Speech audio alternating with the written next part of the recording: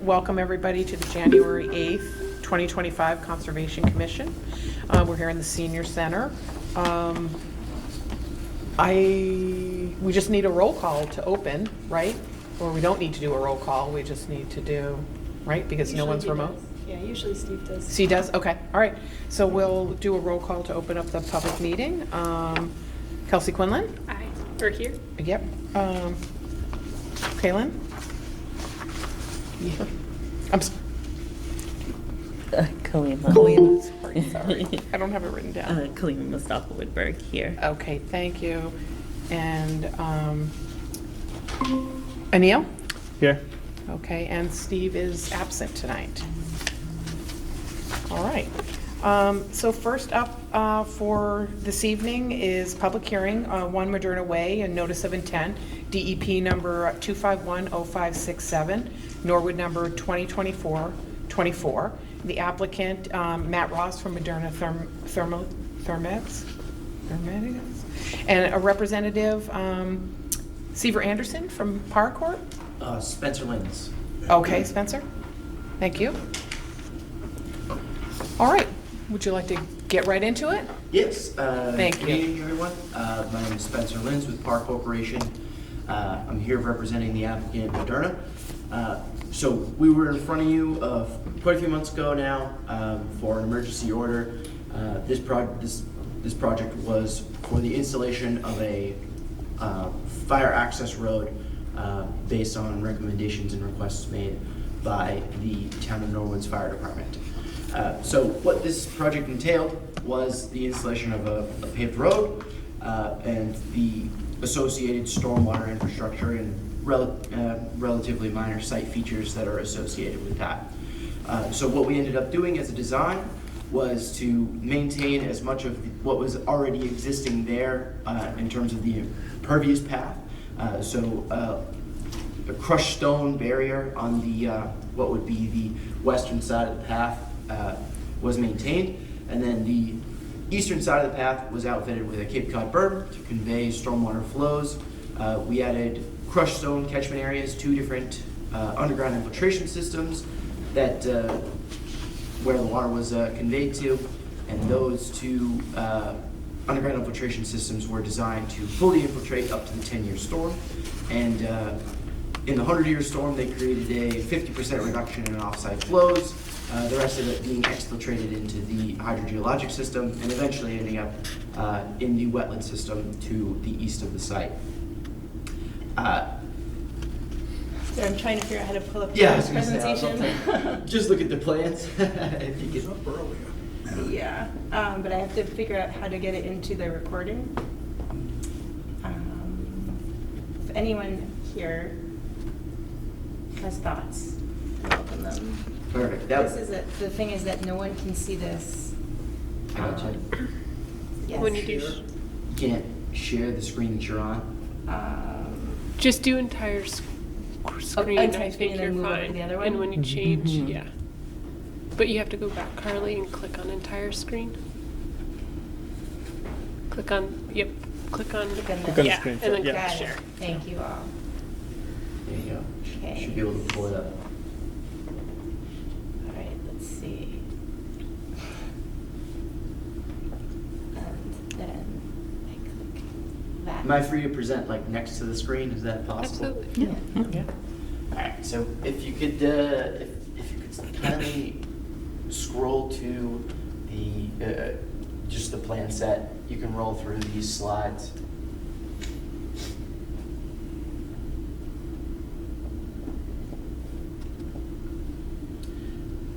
Tell me when you want me to stop. Yeah, you can keep going to the drainage and utility plan. That'll be the one that I'm most concerned with. Should be the next one.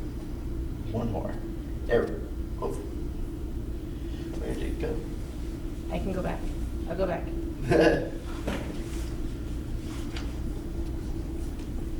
Oh, so it may have been the one. Yeah, we we can just keep going back. Sorry. It's okay.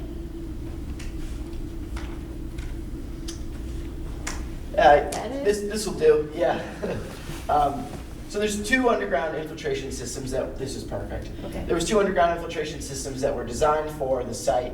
This southern one up here, and then this northern one right here. And so the general conveyance to these two underground infiltration systems, if you draw a line in the half of the site, one half heads to the south, one half heads to the north.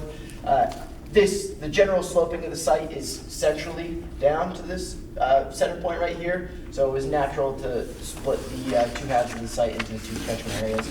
So Cape Cod berm all along this side, everything from the building over conveys to the Cape Cod berm and down to this underground infiltration system. There's essentially a dome grate that conveys it there. And then in this northern end, we convey everything over to this crushed stone swale. And this crushed stone swale conveys everything southward to another crushed stone catchment area right here. This dome grate catches it all and sends it to this underground infiltration system. So this is what was designed. There's an emergency overflow. So in a storm greater than what would be the 10-year storm, it goes to a central, basically we'll call it outlet control structure, but it's just a drainage manhole and heads out the flared end section. So this is what was designed. The only changes that occurred over the course of construction, as of course this thing is now built because of the emergency order that we received, construction was completed within the month time span that was allotted to us. I think maybe a few hours quicker than the month that was allotted to us. I'm the civil site design engineer. I was also the stormwater inspector on site. Moderna had no issues. DC Bean had no issues with erosion on site. They were very responsive. They had all their erosion controls in place, as was observed in the initial walkthrough when the erosion controls were put in place. The site is now stabilized. The erosion controls that were installed are still in place, and the only work that is left to do as a result of post this NOI will be the planting plan that was designed and submitted as part of this NOI.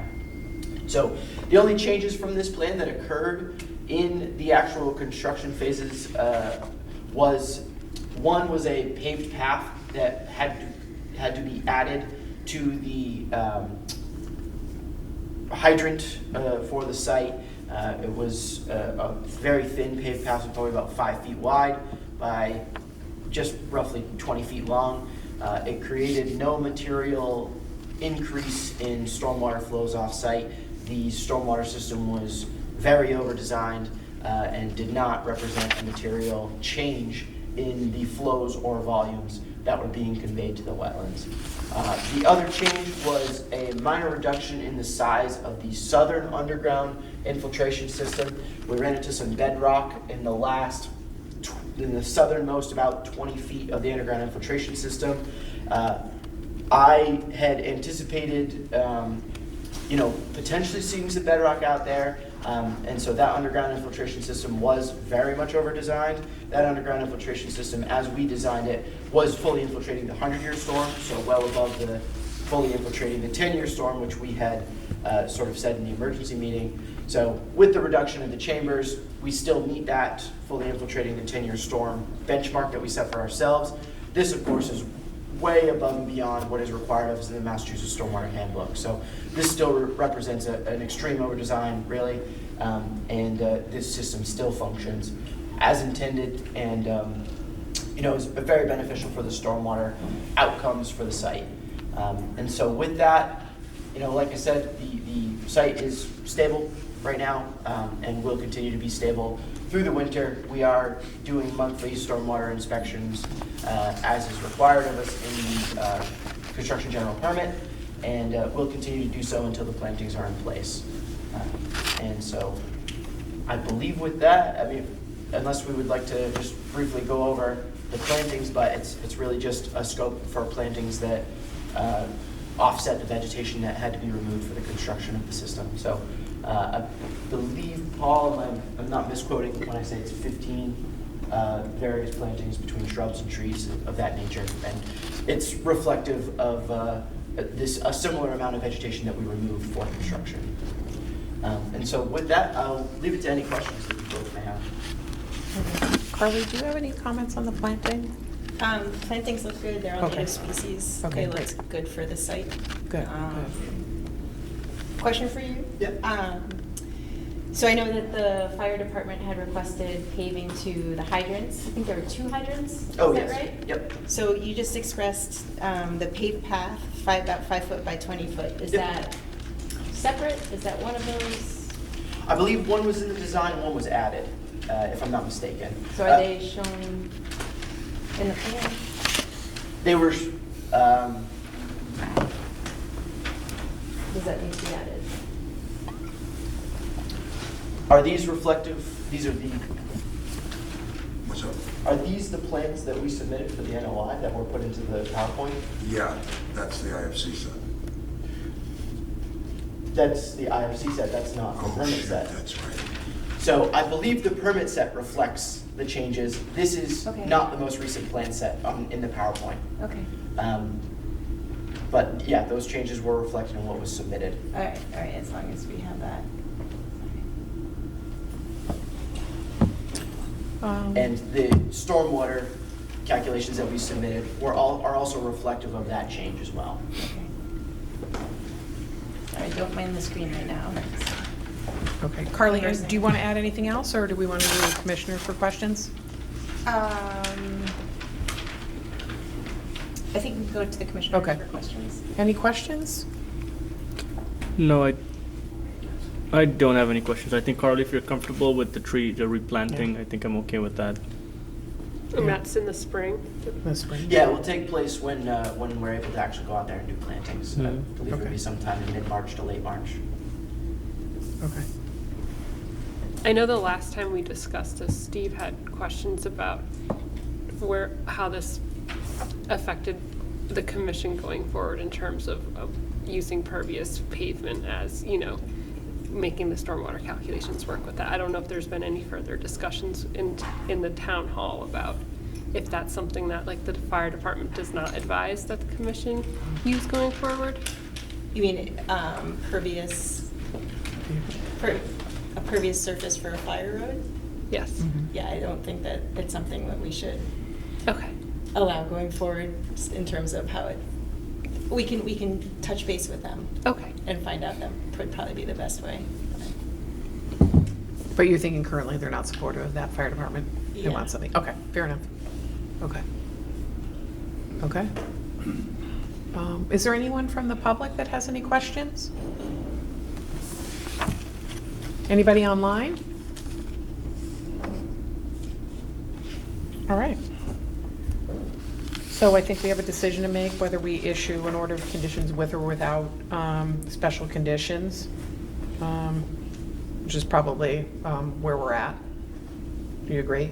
Well, I think that we should, I should keep in touch with them to make sure that the planting plan Okay.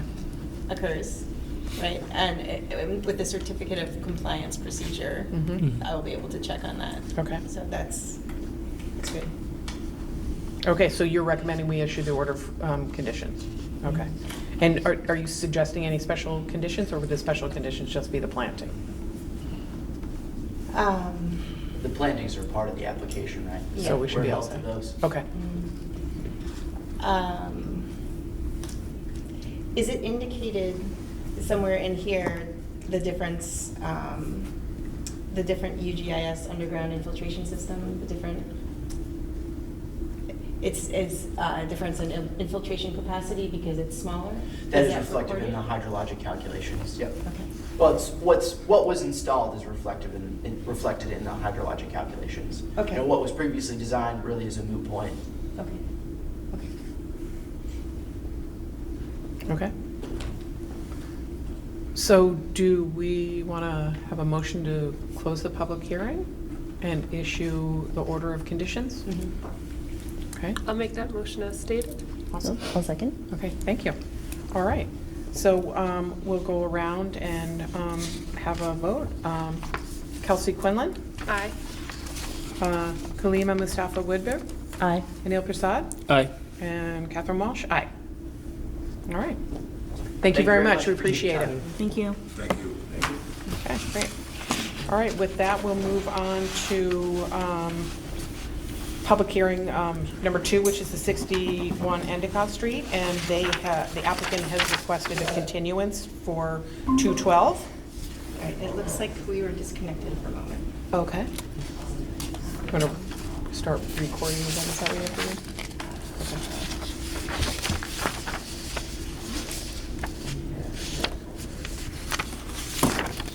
It looks like we're still recording. Okay, good.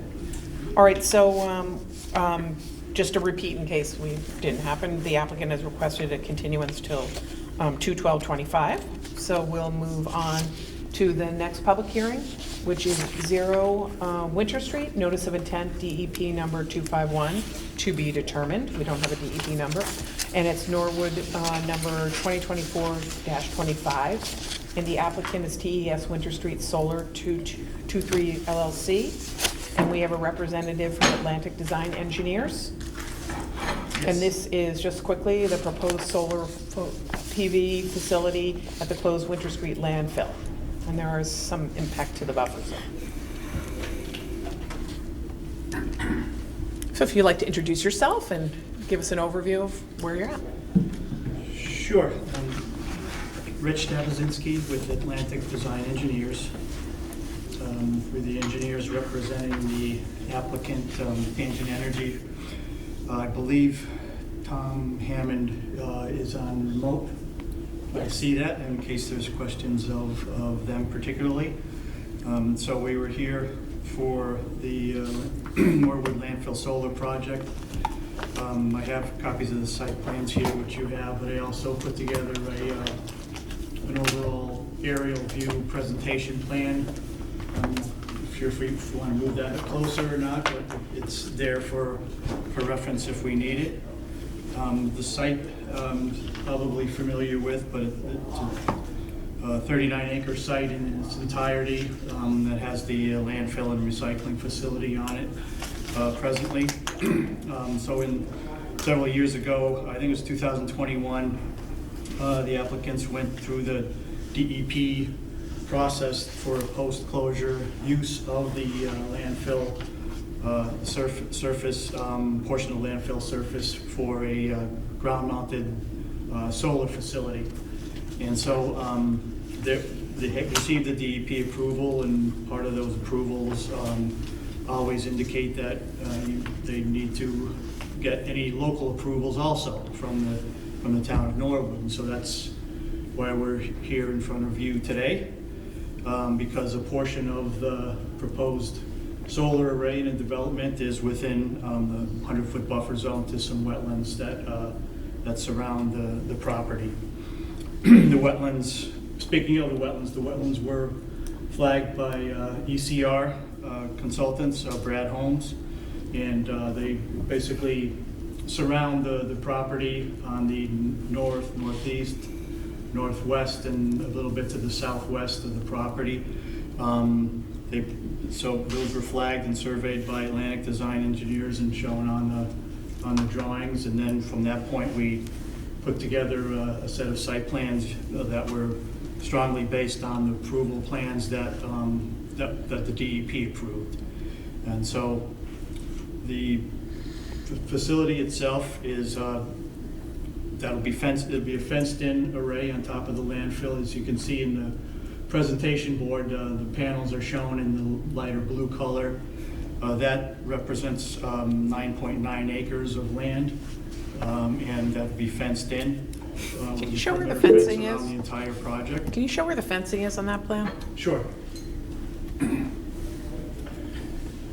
It's in a lighter color here. It's probably hard to see, but it's basically surrounding the Tied up against the panels. panels. Yeah, there's, Okay. I believe, a 15-foot required separation between the edge of the panels and where the fence is. Can you display the what you're talking about? We're not seeing that on the Zoom at all.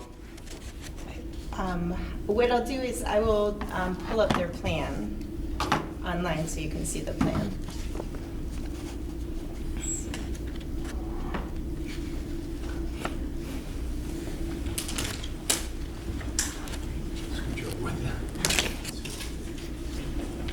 It's okay to move the chairs around too, so you can see. Yeah, the plan again is just an overview aerial shot of it, kind of a presentation plan. The detailed drawings have been submitted, and hopefully we can get them called up.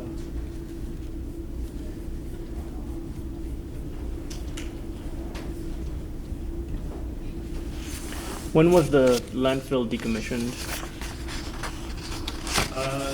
That I honestly don't know. I just know- 98. 98, okay. Yeah. I And was so looking the at the plan. closure, the post-closure permit was issued, I believe, in 2021, 22.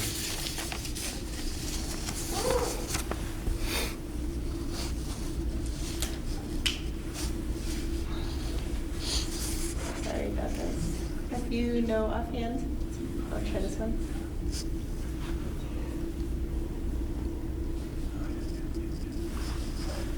Yep, we got it. Okay, let me just make sure that people online can see this.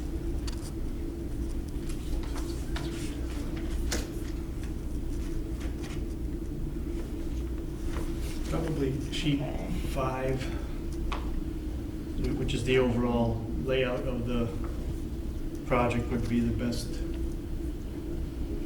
Technology. sheet to look at. Right.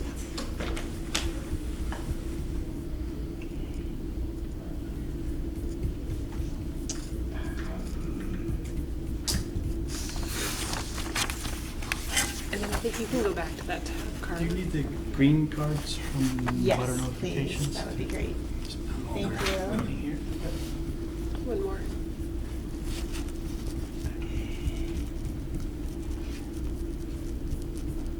Sheet 5. Okay, so 5. Yeah, the first several drawings are just the existing conditions drawings, so sheet 5, I believe, is the overall development plan. Should be that one there, yeah.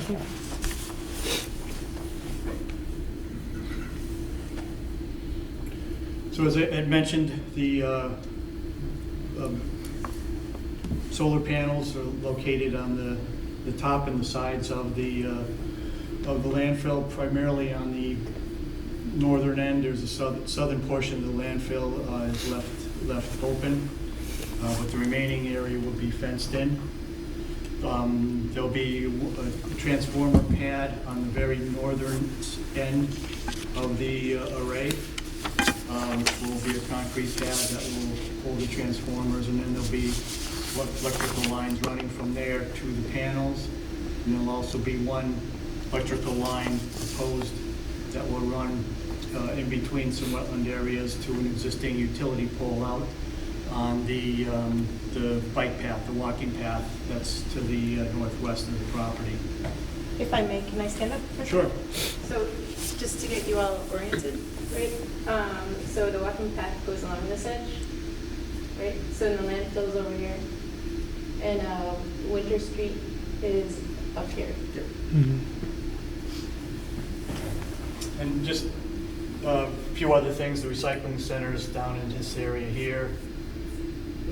Wetlands surround pretty much the entire area here. There's a gap between the wetlands and this location here where there's a cleared path, and that's where the interconnection will be for an overhead utility line coming up into this location where there's going to be a equipment pad with the transformers, and then from that point it'll run electric line on top of the landfill into the ray, which is shown here. There is an existing path that goes towards this area here that we'll have to place some gravel down to get access to the equipment pad, but that'll all be from the end of the recycling area. For long-term maintenance and then some construction access, the existing access road over here will remain in place, and that'll be used for the main construction of the facility. Can I ask what determined where you placed the equipment pad on the site? Mainly is because of the Yeah, I can, Yeah, okay. Tom, Rich, I can jump in here. This is Tom Hammond on the line. So the interconnection point with the light department, their pole line is off the north end there. And that path will be to connect back into their pole. Okay, thank you.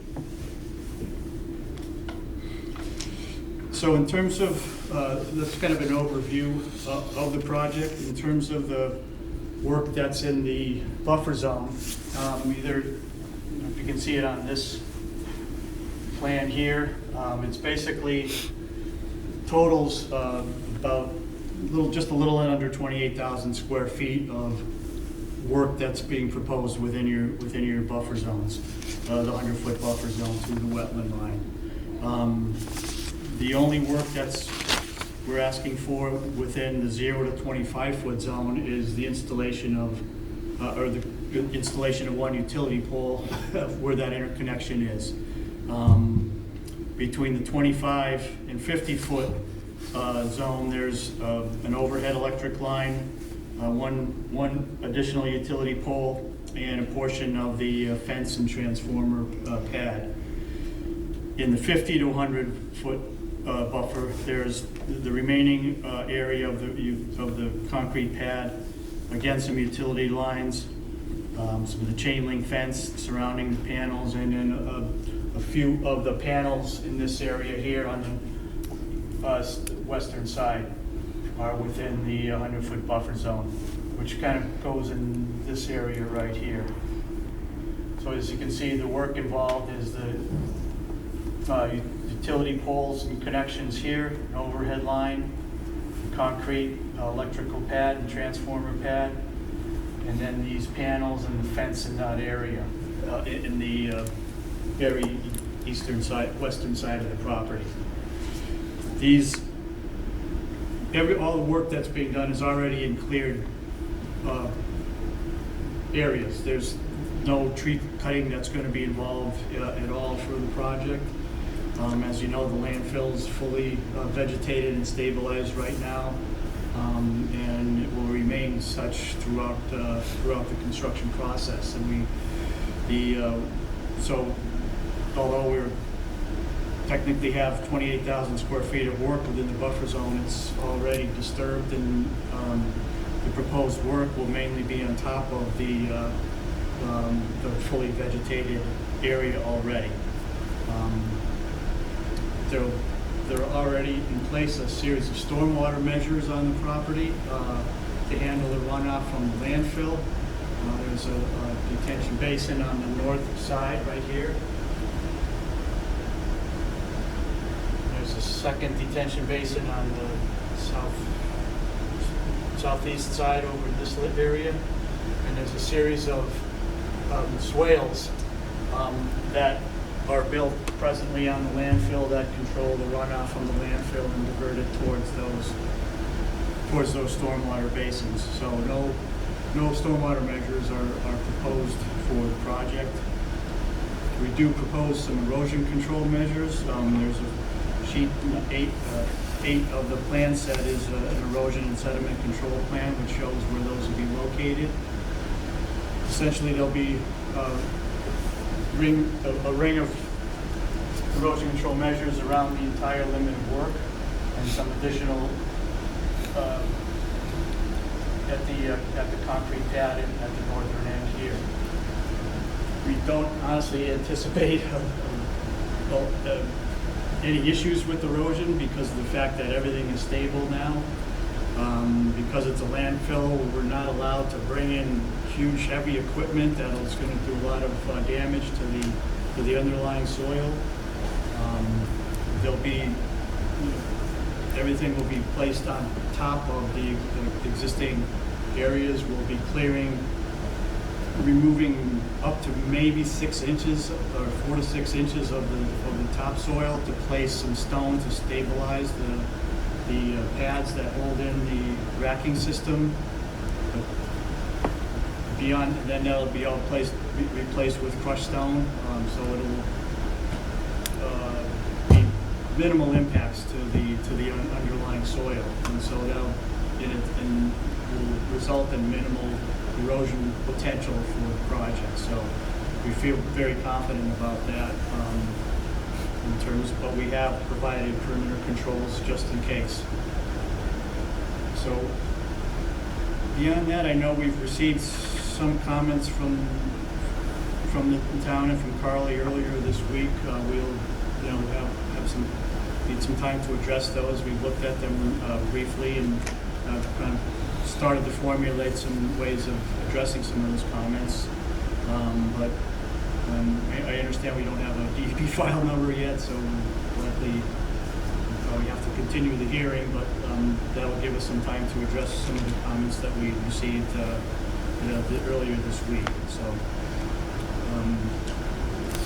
beyond that, I guess I'll just leave it open for questions unless Tom has anything further to add to the discussion. Nothing further from me right now. Okay, thanks, Mr. Haven, Mr. Tebezinski. That was very helpful. I'm just curious, it's really probably not within our purview, but, you're impacting the cap of a landfill, so DEP is reviewing your design on that? Mhm. Okay, and so, in CDM, I guess it was Camp Dresser McKee then, now CDM Smith now, did the landfill closure, and I saw that it sounds like you guys engaged them to do some stormwater analysis to make sure that the stormwater controls that were installed as part of the landfill closure have the capacity to take on Yes. okay. Yes and no. They were involved in the landfill closure, but they were also involved in the post-closure use, getting DEP to approve the solar Okay. facility on top of the landfill. So as part of that process, they did a whole stormwater analysis that DEP requested for the post-closure use permit. We didn't hire them to do that. We reviewed their calculations and kind of compared them to what we were proposing, and we felt that they were basically sound calculations that we agreed with. And so we didn't feel the need to redo them ourselves because we would just be repeating the same calculations that were done by CDM for the original permit. Got it. So we incorporated their calculations into a stormwater report, supplemented them with some additional calculations, and that's where we're at today. Okay, But great. they did the full analysis of the detention basins and their outlet structures and how much flow was getting into the basins now, how much would be getting there after the construction of the project, and showed that there was some minor, like a 10th increase in water levels in the basins. They also did find that the peak discharges out of those basins were going to be increasing for some of the storm events into some of the areas. But honestly, we looked at it, there was like a 10th of a cubic feet per second. In some instances, all pretty much under one cubic feet per second increase due to the additional development on top of the landfill. We honestly thought that was kind of negligible considering the expansive wetland system that's surrounding the area, that increase, to try to mitigate that might involve reworking some of those basins and their outlet structures, and it seemed like that would cause more disturbance than really is necessary closer to the wetlands than what we're proposing now. So we felt that was our approach, basically, that the increases were minor enough that they aren't going to have any impact, and trying to address and fix the basins or enlarge them to handle that, the additional runoff was probably going to cause more harm than good. So that was our approach, and we would just ask you to consider that in your review of the project. So just a point of clarification, so CDM did the post-closure use assessment, we'll call it, right? Or Yes, what- they actually got a permit from DEP to do it, to build this facility. But part of that permit, the conditions are that the applicants also need to get any local permits. Okay, got it. So we'll need your approval here from the Conservation Commission. We'll also need I believe a special permit from the zoning board of Yeah. appeals also. So the stormwater management section that you included in your submittal, like, Yeah. what's the date of that? It's 'Cause you just- 2021. It's 21? Yeah. Okay, got it. And so when they were doing that, were they looking at your design for that, or was it a generic design? No, it was basically the same design. Okay, okay, Yes, so it's yeah. specific to this project. Yes, I mean, Okay, understood. I have copies of their The whole report, no, that, Their design plans, as you can see, it looks basically right, the same as what we have. and- okay, got it. Yeah. All right, great, thanks for the clarification. Commissioners, any other questions? Have you, Carly, done a walkthrough of the site? Yes, Yeah. What are your thoughts? I can show you some of the photos. Yeah. Yes, why don't I bring up the photos and you can manage more questions or Yep. conversation between you while I do that? So you mentioned that there won't be heavy equipment used. They can put utility poles in without any type of heavy equipment? Those utility poles on the northern end, they're outside the edge of the trash or the edge of the closure cover over the landfill. So they're on just the outside of the cap, if you will. Okay. So those are okay. But everything on the landfill will just be placed on top of it. They'll, like I said, strip a little bit of the topsoil off and put crushed stone in for the concrete ballast bases that hold up the racking system. But otherwise it'll be vegetation? Oh, yes, yep, yep.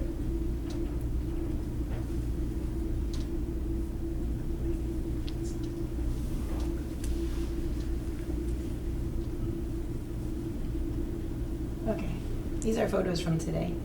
Okay. Looks like I was there. I know, right? That's wonderful, Orange you know? sweater. So the photos are blocked by this thing over here. Yep. Okay.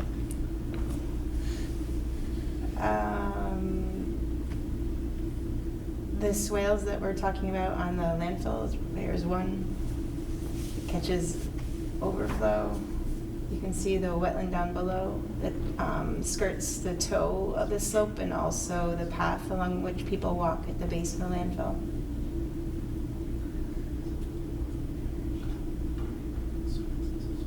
Here we were looking at whereabouts the panels would extend to. We were having that discussion.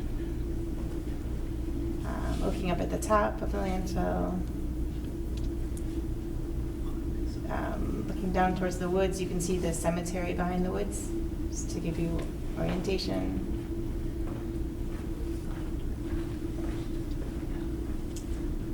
Where's the transformer going? I did not take pictures of that. It was very cold today. It was cold today. That's Yeah. right. You can show on the plan, right? Where's the transformer on the plan? It's on the northern end right Okay, here. got it.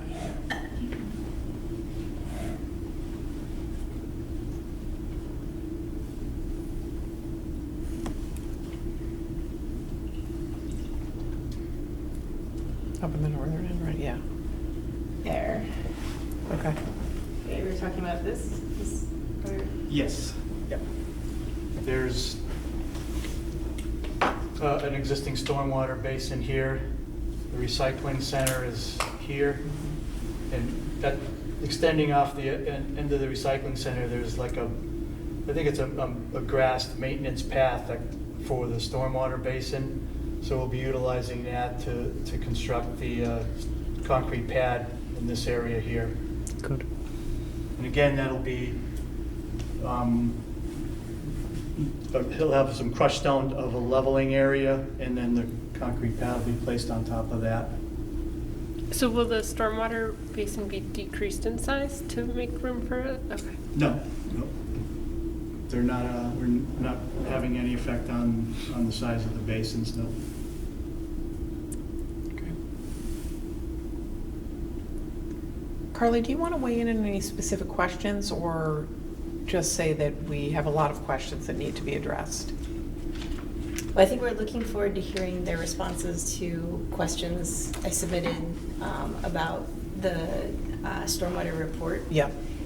We also today received feedback from Mark Ryan, it's our town engineer, who thinks that it's a very slight increase in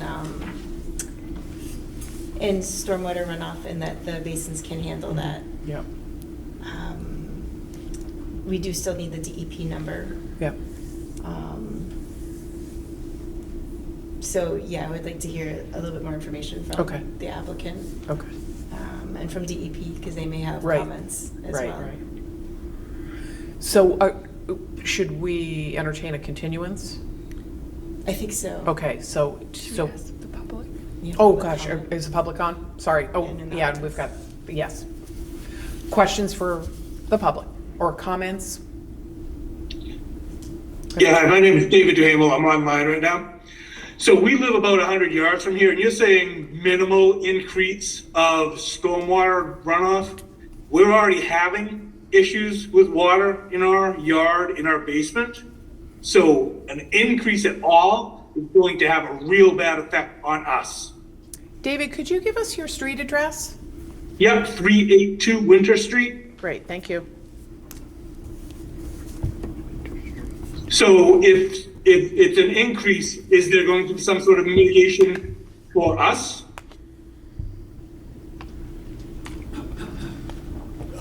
Is there a location on Winter Street where he is? You can pull it out. Just so, 382.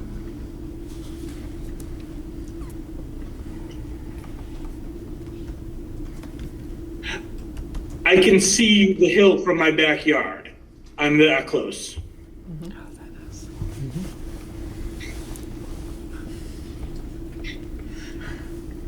All right, let me just pull this up on the screen that everybody can see. Oh, yeah.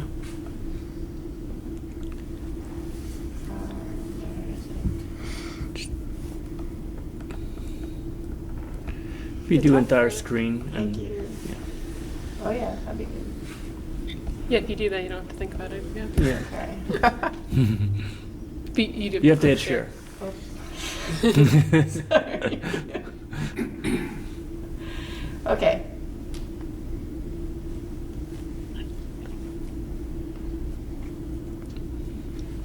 All right, so you're right on that side of Winter Street, yeah.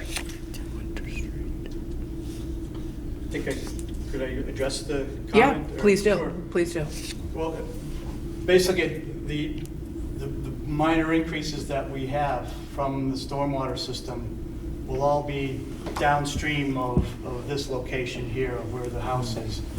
The basins were all run off from the development is proposing to go into this basin here, which discharges in this direction. Maybe if towards you could just Germany give Brook. like north-south, so because he can't see where you're pointing on the plan. I Okay. can use So- my cursor as well. Oh, okay, yeah, maybe that'll be helpful, Carly, Yeah. just so he So can, it looks like his property is on the east of the solar facility and of the landfill.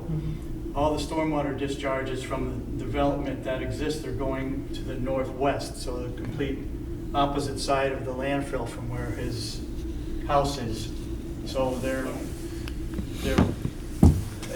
and his elevation is probably higher than where these stormwater discharges are. They're all in the northwest direction, and he lives to the east of the Southeast, property. yeah. So I can't imagine how they would have any effect on him at all. The water's just not draining in that direction. Is the water draining towards the wetlands? Yes. Got Would it matter though, like, it's a mound, right? So at some point, it Yes. will come. Right. So I don't know what type of drainage there is towards, west of his house, towards the southern half of the facility parking area. There's right in here, there's a stormwater control area too. There is. Yes. And so where does that outlet, Carly? That goes to the south, Towards the cemetery? towards the cemetery. Yeah. And there's a wetland system to the south of the facility in this area here. Are So- the other houses on the street having the same issue with flooding? I don't know. Yeah. Like I said, I just know my house has issues, and any increase in water, you've already added impervious surfaces around the area by building the extra garage, the extra parking, all that kind of thing.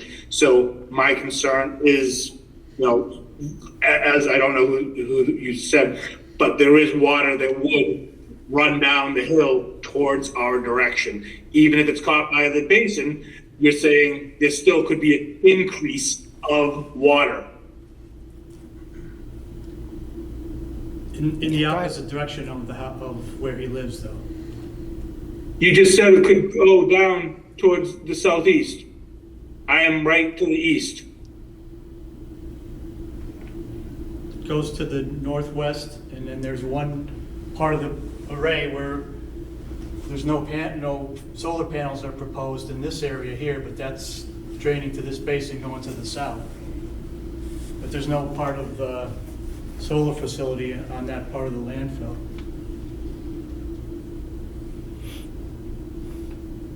Honestly, I would feel more comfortable if you were doing these calculations now, because in 2021, it was just, I think, after the garage was built. So you need to do something additional to make sure that we're not going to get any water and guarantee that.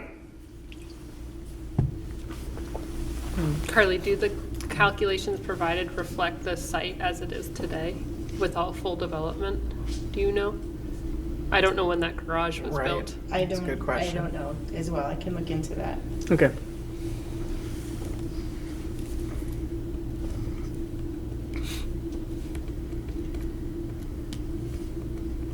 Okay, so we'll look into that. Thank you. All right. Is there anybody else on the phone that has any questions or like to provide any comments? All right, anybody in the room? Yeah, so we're in the northwest region. We're actually in Westwood on Sycamore Drive. Could you give us your name and your address? Yeah, it's Randy Champagne. Great. It's 233 Sycamore Drive in Westwood. And we haven't heard very much about this project, so we're just kind of trying to get some information about what's being planned. So I guess my question right now would be, is there any public information available about your plans and how that's going to affect us on our side of the business? Yes. Go ahead. You are welcome to come to our office and look at the hard plans. I can also digitally send them to you if you Okay. want to come up to me afterwards. Sure, yeah, I'll give you Okay. Is there any correlation with the town of Westwood also? Because the brook goes behind our house, and how would that affect the water levels in that area? Because it's like we're right next to the hill. I'm not sure if Yeah. there's work with the town of Westwood, but I can look into that as Yeah, 'cause well. that's all conservation land as well, so I'm sure it has like downward effects. Excuse me. And I Okay.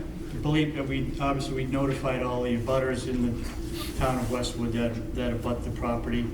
And I believe, just see if I can find the abutters list, but I believe we notified the, Mr. Champagne, is that how you guys, is that how you guys got notified? Yes. From abutters, okay, yep, so obviously Well, they we were, got a certified letter in the mail. Well, yeah, so that's a butters Yeah, about the notification. meeting, but we didn't get any information. I about- haven't seen anything prior to this. Okay, And the information you're asking for about this site, is it the business plan, the architectural plans? Like, what are you looking for?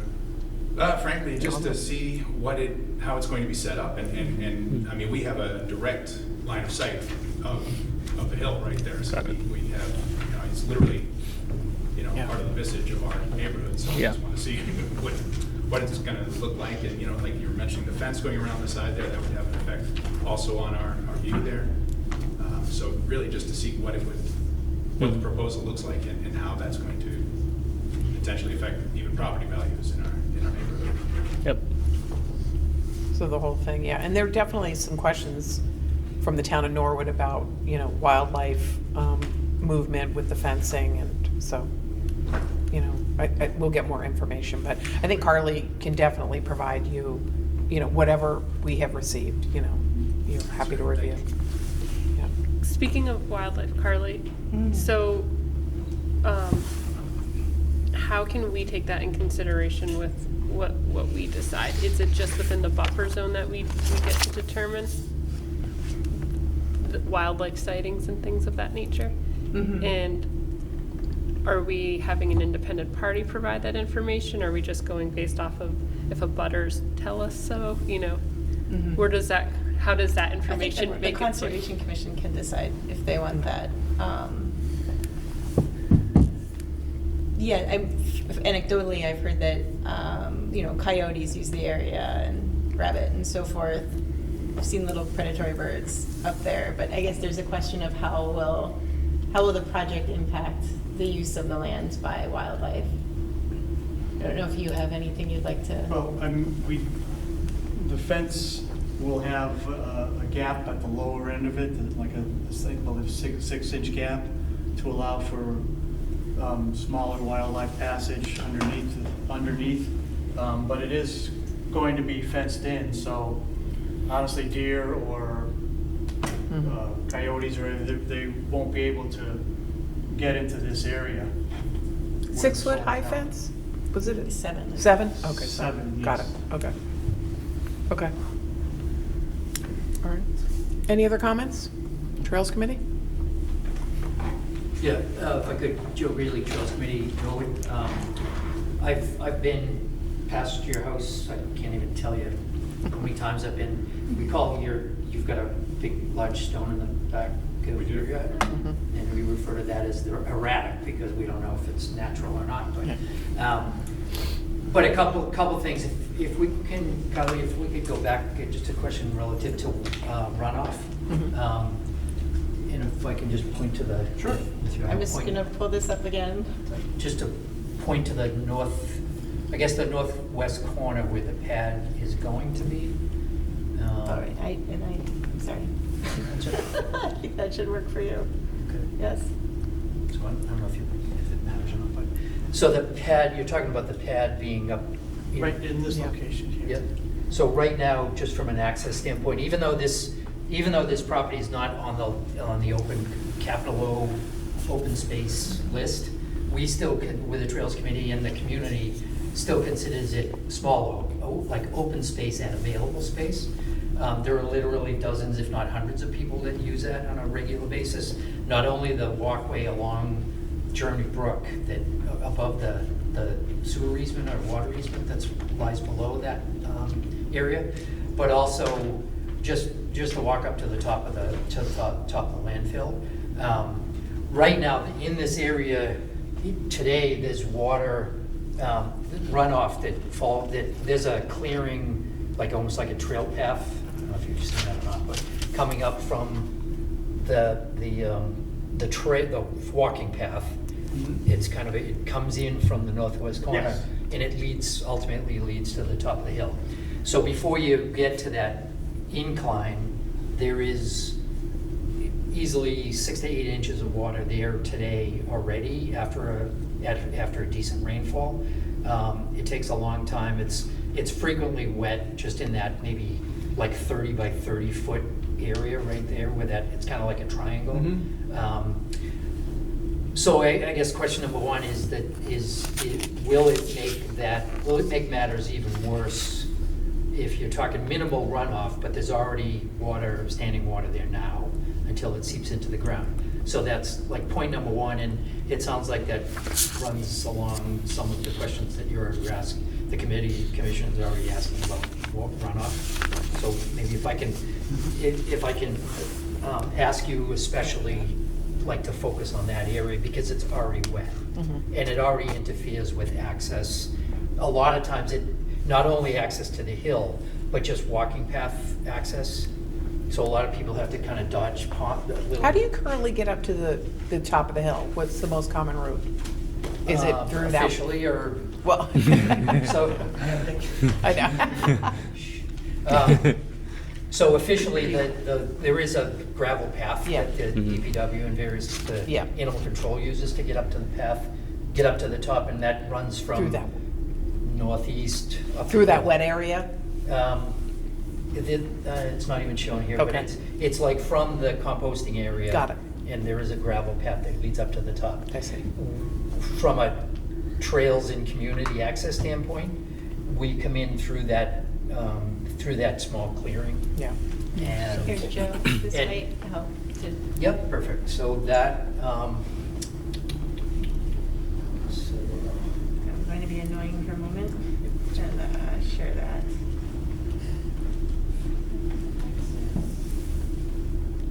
Okay. so we've actually, I don't think we're offending anybody, but we've actually weed whacked up to the top of the hill from that little, you can even see like there's a little clearing right there in the northwest corner. Mhm. So that's, at the bottom of that slight incline, that's where the water accumulates.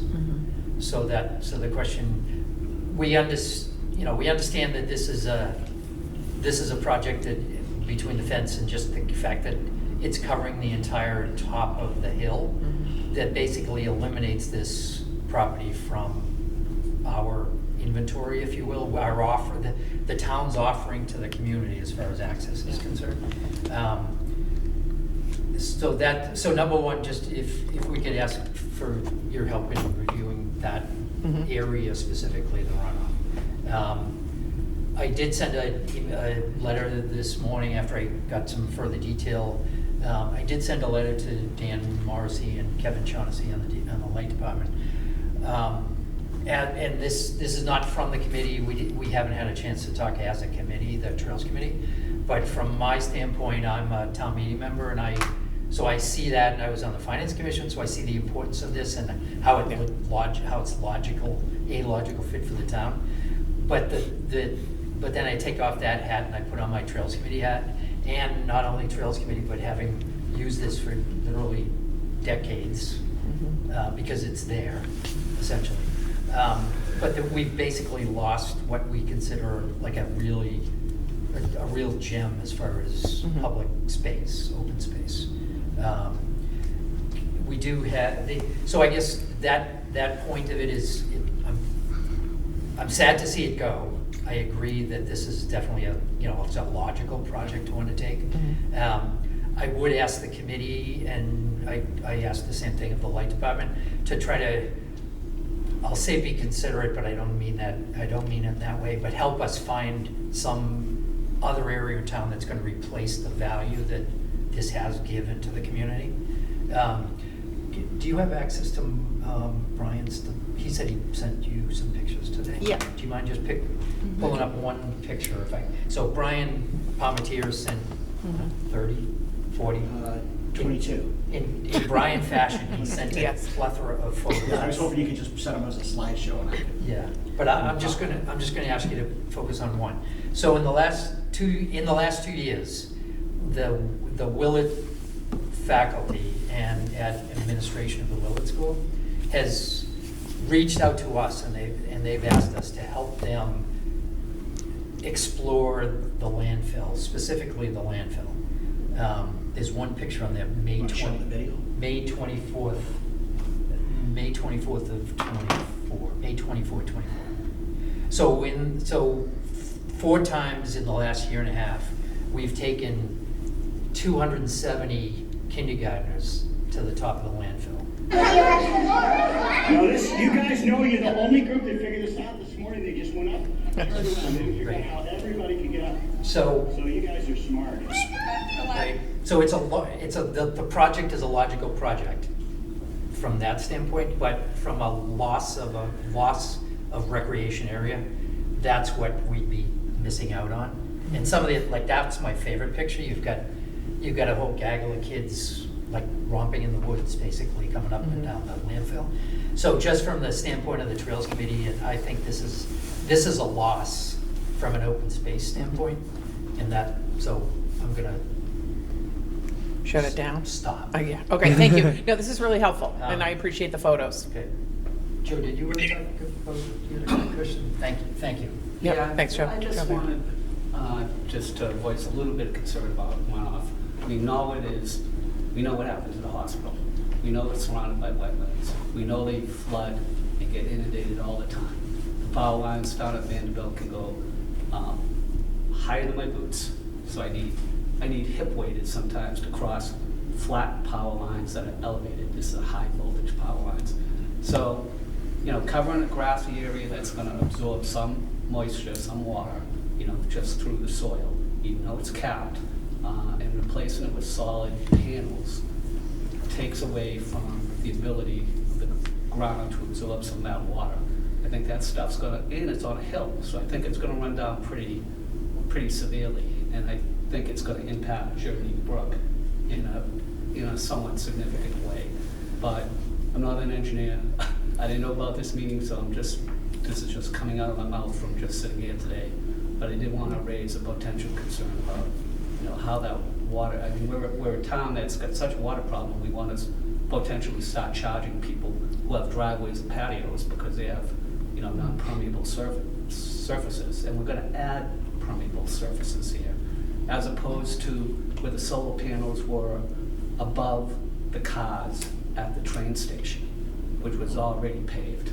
This is actually a grassy area that Joe alluded to, Willard School goes to a couple times a year with the kids, and it's outdoors, it's walking distance from that facility. So, there's two things at play here from my perspective. One is we lose some open space, which we know is a shortage, and we should hold on to all the open space we can in the town, because there's so little of it left.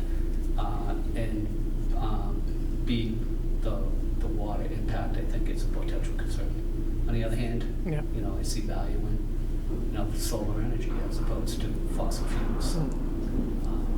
But I'm just spitballing because I'm just hearing about this kind of for the first time. Yeah, that's all right, Joe. That's great. Thank you. Appreciate it. Would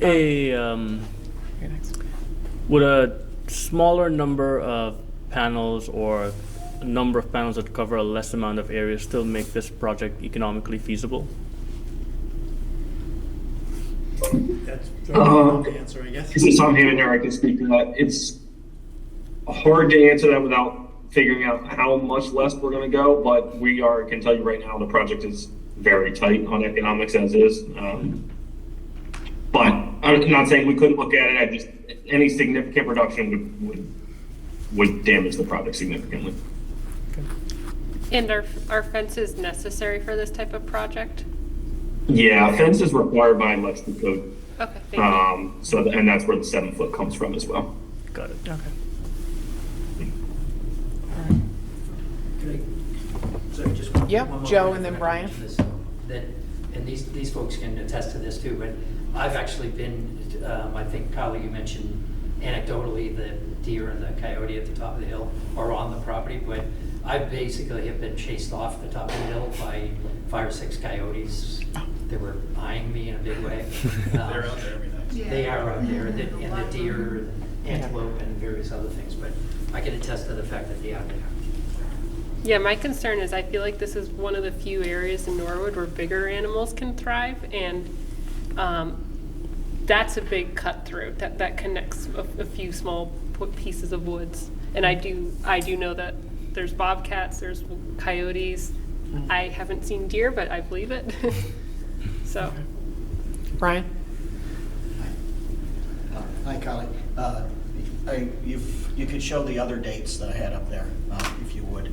I just heard about this morning myself. So I went and I gathered 2 times that Norwood Trails has utilized it. I couldn't find a whole bunch of them, but I found a stargazing night where we went up, and a night, and it's theirs. So this set of photos are we had 3 different groups of the kids from the elementary school, from the kindergarten over there at the Willett that we took up. If you go, this is now the stargazing night. We're getting there around dusk. We had a rope to help us get up the side of the hill, and so that's what you see there. So there's a wonderful event. I've got some photos here of like sunset. You can see Gillette Stadium from up there. Here's one of the sunset photos. There's another one where I just took one off the hill to the west after the sun went down. This is just the group that went up there. At one point, I think we were considering applying for community preservation money to put a platform up there. The idea was, we wanted to make this recreational. And this is gonna take up the whole hill. I don't know if there's a way to put the solar panels on the side instead of have something goes up through the center. I don't know how, if we put a platform up there, then I guess you could see over the 7-foot fence, if you have to have a 7-foot fence down the center, if you want to leave it up there. I actually, at one point I was admiring Millennial Park. I don't know if you've ever been to that one. Mm-hmm. They took their landfill of their town and they put ball fields and they put trails and they put playgrounds and everything up on top of their landfill. And so I got my green shirt on here to remind me that like solar panels are green too. You know, that green energy is a wonderful, you know, advantage to have, you know, that instead of the fossil fuels. I'll miss that. You know, shared this with my kids growing up, going up the top of the hill and things like that. So the idea that this is really, that's the tallest space. We started, about 3-4 years ago, nicknaming it Mount Norwood. Not even calling it the landfill anymore. It's like our mountain in town where you can see a view from all around. And one of my pictures there shows the view looking down on the cemetery and with the what do you call it, the water towers. And then I didn't get a nice one of Gillette Stadium that particular night. So, but you get the idea. It is green space. It wouldn't be green space if we put the solar panels there. I'm trying to figure out, is there a compromise where we could salvage the recreational value of it to maybe, if the fence is around it, maybe the way Millennial Park has its walkway all the way around the base. Maybe there's a way to make that, and then just something that goes up maybe through the middle where you get some of that view. Maybe we put the platform up there. I don't know how that works in terms of permitting though. You know, again, if you want to put something down the center, you're going to have to put a 7-foot fence on either side of it if you're going to go up and down and around. So I'm kind of at a loss, and I'll use the term spitballing too, because just heard about this morning, and you know, I thought of this as recreational space and hadn't heard about it. I think somebody vaguely once upon a time said we should get solar panels in town, and I think this might have been one of the places that was mentioned. But this is the first time hearing it being a formal thing. So. Yep, fair enough. Thanks, Brian. There you get, there's a nice photo I got there of the As always, your stargazer. photos are beautiful. Yeah, So well, thank the, you. What do you call it? You see the tripod with the telescope on it, and the one very bright. I think that's Venus off in the distance there. But, there you go. Thank you. I appreciate your comments. So, Carl, it sounds like there's concerns around flooding. There's concerns around the aesthetics when the panels are up there. There's concerns from the recreational value. Is there anything else? I don't know. Concerns about blocking possible wildlife corridor as well. Yeah, and I think there's a set of questions that were sent too that they need to respond to. So should we entertain a motion for continuance? Okay, all right, so can I move that we continue the hearing to, do you have a sense of, would it be the February 12th? Is that the next one? What is the next one? I'm gonna pull up our schedule. I think it's the 29th. 25th, was it? Or what, wait, the 29th. one we continued the Endicott one to, It's hold the on. 29th. It's January 29th. Oh, January 29th, And then okay. February 12th. And we are still waiting for a DP permit number. Yeah. Is there Yes. a sense that it would be there that soon? They generally come pretty quickly. Oh. I think it's like delayed from the holidays, is Oh, okay. I thought. Do you have a sense of when you guys might be ready to respond to some of the questions? Well, I'd say let's shoot for the January 29th Okay.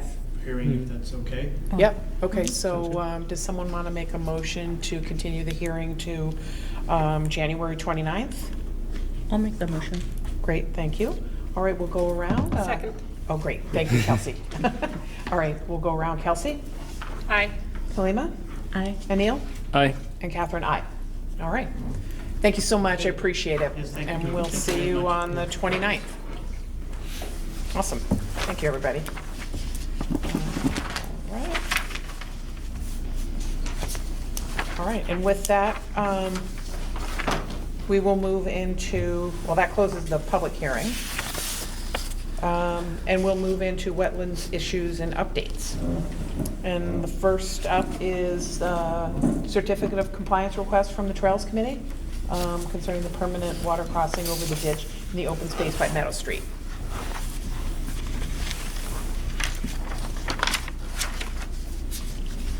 Okay, so. All set? Who would you like to go? Joe, do you want to present, or Carly, do you want to? I mean, you had the walkthrough. Sure, just to summarize, this is the first project that we've taken from RDA to NOI and now request for certificate of compliance and completion. Let's see, it's hard to remember how far back this went as far as the commencement of this. It's been at least a year. Nick Brewer and his Eagle Scout project. I think the design that we started with is the design that he used throughout. The crossing was designed by one of our members, Jerry Hopcroft, who you all are familiar with, Jerry. There's a photo of the weight testing of the crossing before. Actually, this is a couple of days after our first day hike. We actually had 94 people, excluding the Trails Committee, on the walk. So, and there were 7 or 8 of us on the committee. So we surpassed 100 people on the walk. And as I've told Nick this several times, Nick Brewer, but there's no way that we could have held that walk at Meadow Street if it weren't for this crossing. You can even see, even a couple of days later, you can even see that there is water in the drainage ditch below the crossing. The Meadow Street. So Meadow Street, we continue to describe Meadow Street as a seasonal recreational area from our standpoint, because there are definitely times during the year when it will be underwater, when the Neponset is up to 12, 14 feet. And in fact, we did see that before New Year's. We did see that the bridge was actually underwater. Mm-hmm. But you can see that obviously as the river height recedes, the crossing becomes usable, and it's in great shape. And we had 100 people that most people didn't even know that they were crossing over something that was brand new. And we consider it complete, obviously, with the plan that we have in place, that we want to continue to roll these out. Feedback is important for us as well. So not only did we take a walk, Joe Barrett and I and one other member, Roy Nopel, took a walk with Callie just to do kind of a walk post installation walkthrough, but also just looking for feedback on what may not have worked, perfectly, because we want to implement these steps further. So we consider it complete. We consider it complete. There's no hesitation in our mind that this is as designed, as requested, and as approved by the commission. Okay. So are you recommending issuing the COC? Okay. And we don't need to vote on this, do we? I would perhaps make a motion just to make sure. Okay. To pass it. So does someone want to make a motion to approve the COC for the Norwood Trails Committee for the water crossing over Meadow Street? I'll make the motion as stated. Great. Second? I'll second. Great. Thanks, Kalima. All right. Kelsey Quinlan? Aye. Kalima Mustafa Woodbury? Aye. Anil Prasad? Aye. Catherine Walsh? Aye. I think Okay, great. Brian had a question. Oh, yes. Oh, This- sorry. It's not a question, but I was just hoping, could you pull up that picture again of the scouts? Because I like the scouts are posing at the end of the water crossing, and I'd just like to, it's the very next one. I'd like to formally thank them, because this was an Eagle Scout project, as you know. Yep. And that's part of that group, that troop, and they were with us on the hike on first day. Great. It was kind of like a christening for the thing, when we Good. had our first Norwood Trails hike, but that's the troop there, so. Yeah, that's great stuff. Thanks, Brian. The troop did come out and force, there's more than 25, as you can see, there's a whole truckload of scouts there. Can they all fit on the bridge? It was about a third of the group. Yeah. They actually could not all fit. Thank God. But it's important, thank you for taking the vote, because it's important for, just from the standpoint of Nick and his Eagle Yeah. Scout Award, et cetera. Mhm. The fact that you're now accepting his work enables him to go forward with his Eagle application, so. And then will you guys file that at the registry? Who does that? Or does Nick do that, or? It's usually the applicant that does it, So- right? So I said this is the full cycle, but I don't know. Yeah, so, I'm not excited to tell you, I don't know. okay. So do we, is that what we do? Yes, Okay. yes. Then yes. Yeah, you'll do that, okay. Yes. I'm sure you can get with Carly and we can talk about the mechanics of that. Okay, great. Okay. We do, it's our, like, through you, we've likewise taken quote-unquote ownership of the crossing as well, Mhm. from a maintenance standpoint and just a Yep. monitoring maintenance Yeah. standpoint.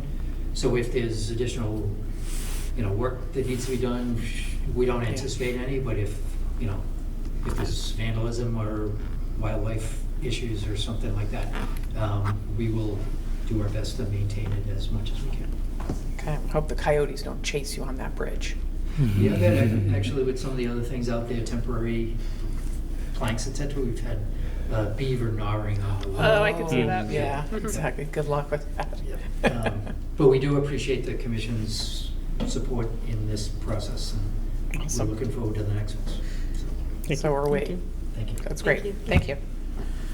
All right, and the next item up is the request by W.T. Rich to close out the enforcement order related to the Haws Pond oil sheen. And I don't think there is anybody here from W.T. Rich, is there? Nope. Carla, do you have any thoughts on this? It seems to me that they did what we asked of them. They looked for potential causes of the oil sheens on the Haws Ponds. They scoped their pipes. They looked at their catch basins. They didn't find any potential sources of the oil on their site. They found at one point some sediment and tree roots in a pipe going under one of the sports fields, which is outside their limit of work, which would be town maintenance, a need for that. So it seems to me at this point we can close out the enforcement order. Okay. Do we take a vote for that? I believe so. Okay, all right. Can I entertain a motion to close out the enforcement order against W.T. Rich for the oil sheen in Haws Pond? I will make the motion as stated. Great. Second? Awesome. Okay, we'll go around. Kelsey Quinlan? Aye. Kalima Mustafa Whitber? Aye. Anil Prasad? Aye. Catherine Walsh? Aye. Great. All right. All right, moving on to Concom business. I don't have an update from CPC. We haven't had a meeting. We have a meeting next week, so I'll provide an update at the next meeting. We've had another, the town manager had 2 applications that he dropped, and we had a gentleman who was going to do the butterfly garden who dropped, which is disappointing. saw But another time. The veterans housing Yep. project, is construction started, or like what's the next step there? You know, to be honest, I don't know what's going on with that, so I'll provide an update at the next meeting on the 29th. I'm just curious. Yeah, it definitely has not started yet. Yeah, okay. But, yeah, I'm sure they're getting all the funding in place for that, yeah. Okay, minutes? We have minutes to approve? December 4th. Okay. Has everyone had a chance to look at the December 4th meeting minutes? No. Okay. Did you, Anil, you said no, right? Yeah. Okay. Have you guys had a chance to look at them? I have not. Okay, can we punt that to the next meeting? Mm-hmm. Okay. Who was there for that meeting? I know. I was Yeah, I don't want to admit. I believe I was there. Check my Hold on a minute. Let's just check. December 4th, I was here. I think I was absent. Yes. Kalima, you were absent, Yeah. so, yeah, the rest of us are there. So we'll vote next meeting, when we're all a little more prepared, okay? All right, and then Carly, agent update? Anything for us? I would say that Kelsey led a fantastic winter sewing workshop at the library that was filled to capacity. There was a wait list for the wait list. Oh, that's so great. Kelsey, you gotta run another part two. That's right. Make this a recurring series. Good. That was very exciting. And thank you so much for all your work on that. It was fantastic. Carly helped out. She was the expert on Right. the actual plants. So that was Good. great. We had people use Nice seeds. tag team. Yeah. People use seeds from the seed library. That's it was great. Exciting. Yeah. So it was good. We've also decided on which seeds we'll be ordering for this season to add to what's in the catalog. So we'll be doing that and then having seed packing parties. I don't have anything else to report at this point. I would say that there is a CPC Info session? Yeah, the January 15th. 15th, yeah. 5:30 PM, at which I will present about the Conservation Commission CPC applications. I know Steve had been interested in attending. I'll be there. Yes. Send us, where is that meeting held at? It's usually at Town Hall, Town Hall. 5:30. If you can send us a That's it, reminder on yeah. the details of like I'll- time and date I'll- and location. You know what, I think I have that ready. Yeah. I have the agenda. Try to make so- it. Yes. I'll send it to you guys. Okay, so maybe we'll see you on the 15th. If not, you can join remotely too. Yes. Right? Okay, good, good. Carly, you had sent out an email about, I'm trying to remember, like the end dates for commissioners and Oh, yeah. chair, vice chair, treasurers. Do we have to do anything? No, I think at our April meeting, I think I saw it was April 16th. Yeah. I think that's when we can vote on, who you would like to be the chair this year, who would like to be the vice chair, the treasurer. We have to chat through that. What after those what details still need to be ironed out in regards to that? I think we have to figure out the role for the treasurer. Yeah. Depending on how everything fits together with how the department is run now. Okay. And what the treasurer used to do versus what the treasurer can do now. So. So I'm hoping we have a candidate for that. I'd take it Looking on. down the table. Yeah, I'd take it on. Yeah. Yeah, but we definitely need to have a better handle on the finances. Yeah. Yeah. Okay, good. All right, so entertain a final motion? Motion to adjourn? I'll make that motion. Second? Yes.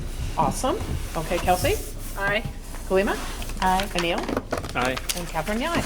All right, thank you, everybody. Thanks, Marley.